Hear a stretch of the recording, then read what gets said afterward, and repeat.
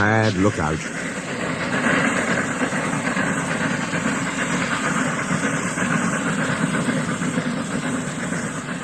Renias and Starlowy were talking quietly to Chaldee next morning when Duncan stormed up, followed by Sir Handel. "Hello," chuckled Renias. "Here we go." "I nearly came off," fumed Duncan. "Those coaches pushed me. The thing controller says they didn't. He says I kept a bad lookout. "We've no money to mend you," he said. "And if it happens again, I'll leave you at the back of the shed." "Why does he always pick on me? It's no fair." Starlowy said nothing. He just winked at Renias.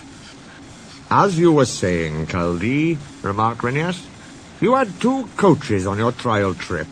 Do you ever take more?" "No, our line is so steep that we're only allowed 1. We each have our own. Mine's called Catherine. I know her well. That's most important." "Why?" asked Sir Handel. "They're only coaches." "Ours," said Chaldee, "are something more. You pull your coaches, and you can see ahead. We push ours up, so we can't see. They watch the line for us. The guard watches too, of course, but Catherine's so clever that I know at once if anything is wrong." "That must take a load off your mind," said Starlowy. Chaldee smiled. "But not off my buffers. Climbing's hard work and needs a lot of steam. My farmer and I have a tiring time. Coming down," he went on, "it's different. Catherine and I just roll. We need no steam for that." Sir Handel sighed enviously. I should like that," he said. "With your automatic brakes. It sounds like a rest cure." "That," replied Chaldee, "was just the mistake poor Godred made." "Who?" asked the little engines. "Is Godred?" "Godred was our number 1, and named after a king," Chaldee replied. Perhaps that went to his smoke box and made him conceited. He'd never keep a good lookout. He'd roll down the line looking anywhere but at the track. "You'll have an accident," I told him. "Pooh," he said, "I've got automatic brakes, haven't I? And driver's got his air brake. What more do you want?" "More sense from you," I said. "No engine can stop at once if he isn't ready to obey his driver's controls." "The first thing a young engine learns," agreed Starlowy. Godred never learnt sense.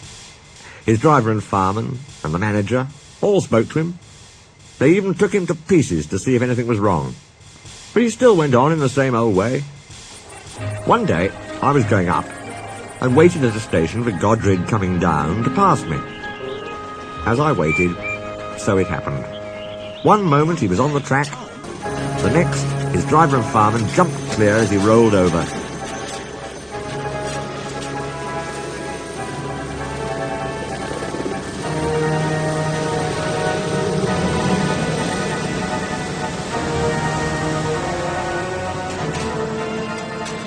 No one was hurt. His coach stayed on the rails and the guard braked her to a stop. They brought Godred home next day. "We've no money to mend you," said our manager, "so you'll go to the back of the shed." As time went on, poor Godred got smaller and smaller and smaller till nothing was left. What happened?" asked Duncan anxiously.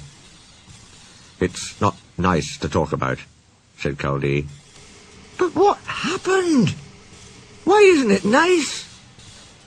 "Our drivers used Godred's parts to mend us," answered Chaldee mournfully. Sir Handel and Duncan were unusually silent long after Chaldee had gone home. Neither Starlowy nor Renias ever mentioned that Chaldee had made the story up.